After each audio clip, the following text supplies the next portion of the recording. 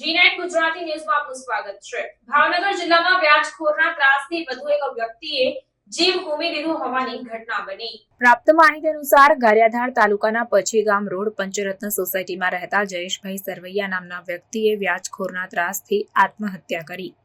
વ્યાજખોરો પૈસાની પઠાણી ઉઘરાણી કરતા હતા અને જાહેરમાં આબરૂનો નીલામ કરવાની ધમકી આપતા હતા, જેને લઈ ઝેરી દવા ગટગટાવી મોતને વહાલું કરી લીધું। ગારિયાધારમાં વ્યાજખોરના આતંકનો ભોગ બનેલા જયેશભાઈ સરવૈયાને પરિવારમાં 3 સંતાનો છે, જેમને પિતાની છત્રછાયા ગુમાવી છે। સમગ્ર મામલે નટુભાઈ મિયાણી અને ભાવેશભાઈ કાતરોડિયા વિરુદ્ધ ગારિયાધાર પોલીસ મથકે ફરિયાદ નોંધાવવામાં આવી છે।